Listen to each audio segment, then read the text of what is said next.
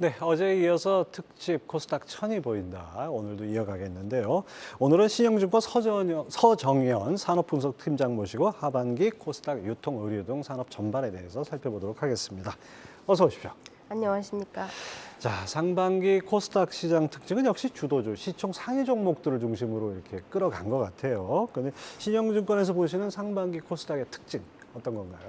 네, 시장의 특징이나 코스닥의 특징이나 다 비슷한 얘기일 것 같은데 상반기에는 코스피 대비 코스닥이 더 많이 올랐지요. 예. 30% 정도 지금 상승을 했습니다. 원래 이제 당초에는 정책적으로 물가나 이런 걸 잡기 위해서 긴축 정책 이런 얘기를 많이 했었는데요. 네. 그리고 금리도 많이 인상하고 그럼에도 불구하고 한편으로는 또 뱅크런 사태라던가 아니면 부동산 PF 같은 네. 이런 문제들이 또 불거질 가능성이 높다 보니까는 그렇게 또 긴축 정책을 타이트하게 진행하지는 못하고 유동성 공급에 좀 신경을 쓰지 않을 수 없었던 상황이었던 것 같습니다. 그런 것들이 사실 이제 시장에 유동성을 좀 공급하면서 우리 주식 시장에도 긍정적으로 작용했던 것 같고요. 예. 그런 와중에 이제 또 2차 전지 이슈가 지속적으로 이제 랠리를 그렇죠. 주도하면서 2차 전지 위주의 코스닥 시장 상승이 계속 상반기에는 지속이 됐다 이렇게 평가가 되겠습니다. 사실 매크로하게는 긴축이지만 또 마이크로하게는 진짜 필요한 유동성은 공급해야 되는 그런 상황들이 이어졌고 코스닥 시장에서는 아무래도 이 2차 전지를 중심으로 한 시총 상위주들이 약진하면서 지수를 많이 끌어올렸는데 전반적으로 그렇진 못한 것 같아요. 자, 서정연 팀장께서는 이 산업분석팀장이면서 컨슈머 담당이신데요. 이 소비재 측면으로 좀 좁혀서 상반기 코스닥 시장 특징을 한번 분석한다면 어떤 특징이 있을까요? 네. 정리를 먼저 해주셨는데요. 코스닥 지수 자체는 많이 올랐는데 사실은 몇 개 종목이 다 끌어올리는 그런 상황이었지요. 저희가 한번 이렇게 이 히스토리라고 할까요? 그런 것들을 한번 쫙 분석을 네. 좀 해보면은 한 5, 6년 정도의 주기로 이 시장의 주도주라는 것이 나오는 것 같습니다. 특히나 코스닥은 사실 생각지도 못했던 어떤 산업이 예. 이렇게 앞으로 튀어나오면서 시총 1, 2, 3등주가 되는 그런 이제 현상들이 많이 벌어지는데 그렇죠. 그게 바로 코스닥의 매력 아니겠습니까? 매력이지요. 네. 그랬을 때 이제 15년 정도 전 그때를 이제 생각을 해보면은 제가 맡고 있었던 이 소비재 쪽 그 중에서 특히나 홈쇼핑 종목들 예.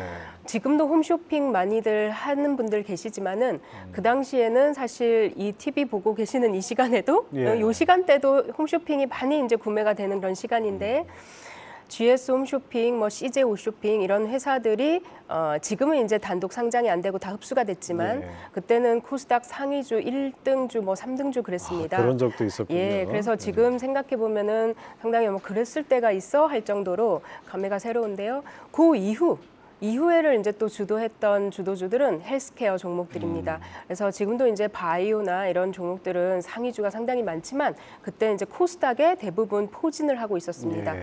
그래서 코스닥 시장에 걸맞는 어떤 성장은 보여주는데 이익에 대해서는 조금 가시성이 떨어지는 이런 종목들이 보통 코스닥에 상장이 되지요.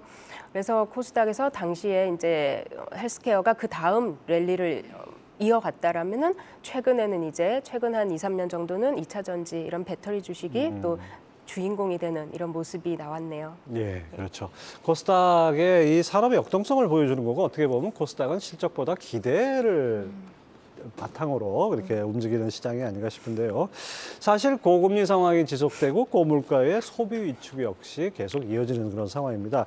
현지 시간으로 28일 파월 미 연준 의장이 포르투갈에서 열린 유럽중앙은행 연례 포럼에서 금리와 경기 침체에 대한 생각을 밝혔는데요. 먼저 관련 영상 함께 보시죠. Work out that way, but I wouldn't take, moving at consecutive meetings off the table at all. So that tells us that although policy is restrictive, it may not be restrictive enough, and it has not been restrictive for long enough. I think there's a significant probability that there will be a downturn as well, though, but it's not to me the most likely case. 네, 파월 의장은 일관되게 경기 침체 가능성은 낮다 이렇게 보는 것 같은데요. 어제 한국은행이 발표한 소비자 동향 조사에서도 결과가 좋았어요. 최근 국내 소비가 좀 살아나는 이런 징후 같은 게 보이나요? 소비가 살아나는 징후라는 것이 확 눈에 띄게 보기 쉽지 않을 것 같습니다. 사실은 그런 징후가 나온다 한들 많은 분들이 소비가 살아난다고 느끼지도 않으실 것 같아요. 그렇죠. 예, 본인 소비를 생각해 보면 뭐 강남에 제비 한 마리 왔다고 네. 그것이 뭐 봄이 온 건 아니다 이런 속담도 있듯이. 맞습니다. 예. 그러니까 소비라는 것이 사실은 크게 변화하지 않습니다. 우리가 심리적으로 위축됐다가 좀 써볼까 이렇게 바뀌기는 하지 전 국민의 가계 소비 또는 국내 소비 이 총 금액이 의미 있게 변동되는 것은 어떤 경제적으로 큰 타격이 있거나 아주 하락일 때 말고는 크게 변하지는 않습니다. 그래서 최근에도 뭔가 반등한다라는 조짐보다는 오히려 지금 약간 침체되어 있는 그리고 위축되어 있는 이 심리적인 상황이 하반기까지도 좀 이어질 가능성이 높다 이렇게 보는 게 더 맞겠습니다. 왜냐하면은 예. 고금리 고물가 지금 나오는 멘트처럼 저게 계속 지속될 걸로 보기 때문입니다. 사실 뭐 제가 경제 기자 뭐 지금 횟수로는 뭐 30년이 넘었는데 경기 좋았다고 모든 사람들이 입을 모아서 얘기한 적은 단 한 번도 없는 것 맞습니다. 같아요. 근데 지내놓고 보니까 경기 나빠진 다음에 그때가 좋았구나 이렇게 되짚어보는 경우는 있어도. 자, 서 팀장께서는 이제 의류 유통 아주 소비와 밀접한 이런 쪽을 오래 보셨는데 2분기 국내 패션 트렌드 업체들이 그 내수 판매에서 별로 그렇게 썩 좋지는 않은 것 같아요. 뭔가 희망적인 시그널은 없는 건가요? 네, 뭐 아주 단기 지금 상황을 딱 보자면은 희망적이지 않은 거죠. 역신장을 하니까요. 2분기에 전년 2분기 대비 대부분의 업체들이 매출이 지금 좀 역신장하는 그러니까 마이너스 성장하는 그런 모습인 것 같고 3분기를 생각해 보면 3분기는 또 옷 값이 좀 싼 분기죠. 네. 여름 옷이니까 제일 그렇죠. 성수기는 겨울이거든요, 결국. 그랬을 때 이제 2분기, 3분기는 당분간 좀 이런 침체되는 분위기로 갈 수밖에 없다. 그게 이제 다른 소비랑 좀 엮여 있기는 한데 어쨌든 패션 브랜드 업체들은 2, 3분기는 조금 녹록치 않은 환경이다라고 보고 있고 4분기부터 빠르면은 약간 좀 완화될 수 있는 제대로 된 턴어라운드는 내년 한 2분기 정도로 생각하고 있습니다. 예. 사실 이게 우리나라 소비라는 것이 뭐 우리가 흔히 이제 수출로 먹고 사는 나라라 그러다 보니까 수출이 살아나고 다시 말해서 반도체를 비롯한 주력 산업이 살아나고 수출이 살아나고 이제 해외에서 달러가 들어오고 하면 그때 어떻게 보면 좀 더 주머니가 열리는 거 아닌가 생각도 드는데요. 바로 그 점에서 반도체 경기하고도 또 어떻게 보면 일맥상통하는 점이 있는 것 같아요. 팀장님 최근 리포트에서 소비는 침체라기보다는 회귀 과정이다 이렇게 표현하셨는데 이게 어떤 의미입니까? 네, 왜 그런 말씀을 드리냐면은 지금 1분기 지표를 한번 보면 1분기까지만 지금 발표가 됐기 때문에 예. 1분기 국내 소비가 8% 증가했습니다. 전년 1분기 대비. 예. 그리고 이게 물가 때문 아니냐라고 생각하실까 봐 또 말씀드리면은 실질 소비는 한 4% 정도 증가했고요. 이건 국내 소비고 가계 총 소비라는 것이 있습니다. 그 차이는 사실상 이제 뭐 해외 소비 예. 이런 게 이제 결정하는 건데 그렇죠. 가계 총 소비는 좀 더 증가했죠. 한 9% 정도. 그래서 이 증가 추세를 보면은 소비가 막 마이너스 성장하고 있고 증가하고 있고 이런 건 지금 아니란 말이죠. 그랬을 때 그러면 이게 뭐 어떻게 해석해야 되냐. 소비는 위축이라고 하는데 숫자는 왜 이렇게 나올까? 아니 그러니까 1분기에 역성장 그러니까 GDP 성장률이 마이너스로 가지 않은 이유가 바로 소비가 버텨줘서 그렇다 이런 기사도 봤는데요. 맞습니다. 그래서 그거 뭐 다 물가 때문 아니야 이렇게 보실 것만은 또 아니라는 거죠. 그랬을 때 그 소비를 구성하는 항목들의 자세하게 봐야 된다. 예. 이렇게 보면 그 중에서 사실 작년에 제일 못했던 소비가 뭐냐면은 여전히 해외 소비였습니다. 그렇죠. 네, 해외 소비를 나갈 수가 없으니까. 좀 막혀 있었어요. 나갈 수 있긴 했는데 공급이 좀 부족했죠. 예. 항공편이 많이 없으니까. 그래서 작년에 막혀 있던 소비를 대신 어디에서 했냐면은 럭셔리 소비 또는 패션에서 많이 소비를 했습니다. 그렇군요. 예, 그렇기 때문에 그쪽이 이제 좀 둔화되면서 상대적으로 해외 소비가 많이 증가하는 이런 상황입니다. 그래서 코로나라는 것이 2020년 초에 이제 우리한테 많은 영향을 미치고 3년 정도 영향을 줬는데 이 사이에 엉켰던 많은 소비의 그 패턴들이 올해까지도 좀 정상화되는 과정. 그래서 저는 회귀라는 표현을 쓴 거고요. 그런 회귀 과정에 있다 올해까지는 그렇게 생각을 하고 있습니다. 예, 지금 앞서 잠깐 말씀하신 대로 이 해외 소비, 내국인들의 해외 소비 이 부분이 어떻게 보면 우리나라의 그 전체 내수 경기에도 영향을 미치는데 올 들어서 보니까 내국인 해외 소비가 전년 동기 대비 80%나 급증을 했어요. 이런 부분은 내수 경기에는 좀 약간 부정적인 요소 아닌가요? 맞습니다. 말 그대로 해외 소비라는 것은 가계 소비에는 잡히지만 예. 국내 소비에는 안 잡히는 거죠. 그렇죠. 물론 해외 여행객들이 한국 와서 많이 써주면은 그거 마찬가지로 또 국내 소비로 잡히겠죠. 근데 이제 그게 두 개가 퉁쳐지는 정도의 크기가 아니거든요. 예, 그렇죠. 그렇게 봤을 때 해외 지출이 증가하면 국내 소비는 좀 부담은 있다. 하지만 어쨌든 우리나라 사람들이 가계 소비 자체는 그만큼 그쪽으로 쓰고 있다라는 건데 그럼 80%씩이나 증가하니까는 대체 얼마나 많이 쓰고 있다는 거야? 이렇게 생각하실 수 있지만 그 수준을 보면은 좀 더 부담스럽다. 제가 볼 때는. 왜냐면은 2019년 즉 코로나 이전 시기에 우리 전체 가계 소비에서 해외 지출에 쓰던 그 금액의 비중이 4% 정도였습니다. 연간. 근데 현재 아직까지도 2% 정도밖에 안 됩니다. 그러니까 80% 증가했음에도 불구하고 절반밖에 안 쓰고 있는 상황이어서 이게 지속적으로 더 늘어날 가능성이 있다고 봐야 되죠.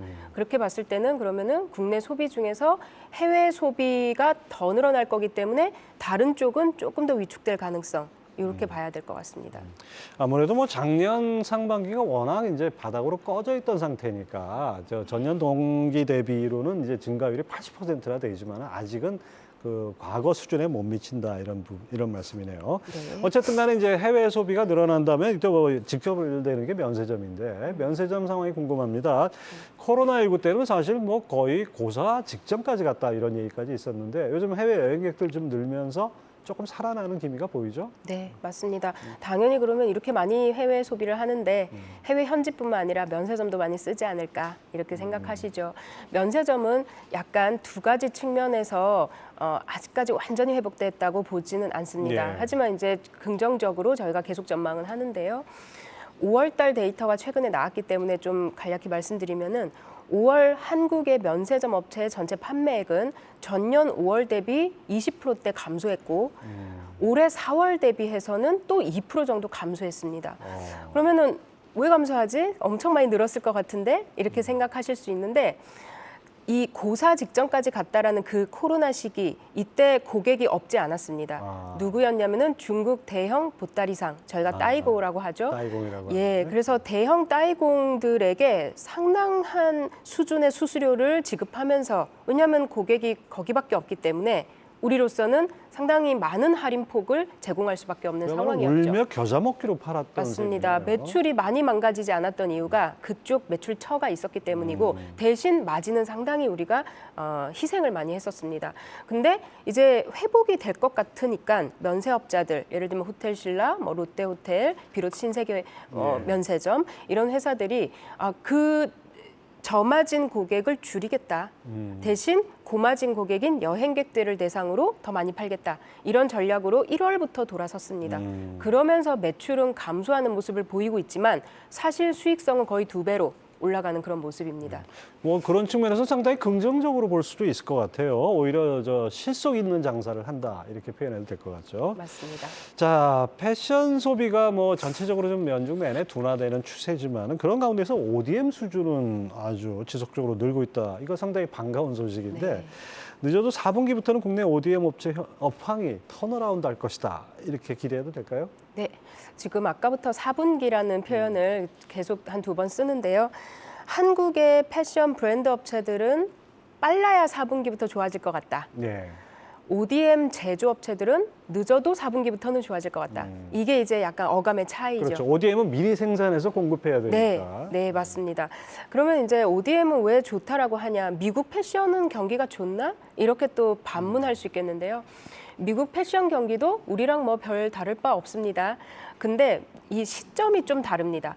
한국은 옷을 언제부터 많이 사기 시작했냐면 작년 4월부터입니다. 예. 우리가 돌이켜 생각해 보시면은 거리두기 정책이 해제가 되고 사회 활동을 막 적극적으로 다시 시작하시게 된 게 그때입니다. 그래서 이제 옷이 회복이 됐습니다. 코로나 이전 수준이 19년 수준으로.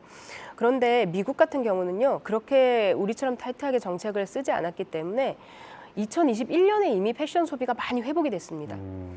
그러다 보니 작년 3월부터 패션 소비가 둔화되기 시작한 거예요. 오히려.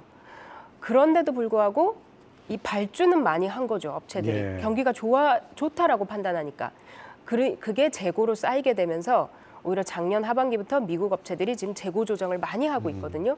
그러니 이제 우리나라 제조업체들은 올해 상반기까지 그 재고 조정에 부정적인 영향을 지금 받고 있죠. 그래서 사실 지금 ODM 업체들이 주가는 좀 최근에 오르기 시작하는데 이게 이제 선반영하는 것 같고 단지 2분기 실적까지는 좀 뭐 이렇게 안 좋지라고 생각하실 수 있습니다만 그게 거의 막바지다 이렇게 생각하시면 되겠습니다. 사실 코로나 그리고 거리두기 정책 그리고 언제 엔데믹으로 전환했느냐 국가별 그 차이 때문에 어떤 이런 그 실적의 어떤 시계열이 이게 비교해 보기가 상당히 좀 어려운 그런 것 같습니다. 네, 맞습니다. 자, 어쨌든 간에 최근 뭐 이 4분기부터는 우리나라 경기도 조금 살아날 것이다. 반도체 경기도 살아난다. 수출도 조금 회복될 것이다. 이런 얘기 나오니까 우리 내수 경기도 어느 정도 조금 기대를 할 수도 있을 것 같은데요. 국내 의류 유통기업 중에서 긍정적으로 보시는 곳 어떤 곳들이 있습니까? 네, 현재 상당히 부정적인 예측이 되더라도 충분히 가격이 싸다면은 그런 종목은 사놓고 좀 기다릴 수 있으면 그렇죠. 좋긴 합니다만 또 무작정 또 기다리라고 하시기가 뭐하니 당장 이제 좀 더 빨리 좋아지는 것들 그걸 좀 우리가 먼저 짚어보면요. 오늘 이렇게 나눴던 얘기들을 좀 종합해 보면은 예. 국내 소비는 당분간 좀 부진할 수밖에 없다. 근데 해외 소비는 좋다. 그렇게 보면은 한국의 패션 브랜드 업체들은 좀 부진하고 다만 미국 제조 조정은 막바지기 때문에 ODM 업체들은 빨리 좀 좋아지겠다. 예. 이렇게 좀 결론을 낼 수 있겠습니다. 그러면은 종목으로 보자면은 호텔 신라 이런 면세점 종목, 예. 그다음에 ODM 업체 대표적인 업체인 한세실업과 화승엔터프라이즈 예. 이 세 개 종목을 저희는 좀 하반기까지 긍정적인 종목으로 보고 있습니다. 화승엔터프라이즈는 아디다스 관련한 아디다스 종목이죠? 신발 만드는 회사입니다. 예, 특집으로 마련한 다시 천스타 오늘 신영증권 서정현 산업분석팀장과 함께 얘기 나눠봤습니다. 말씀 감사합니다. 고맙습니다.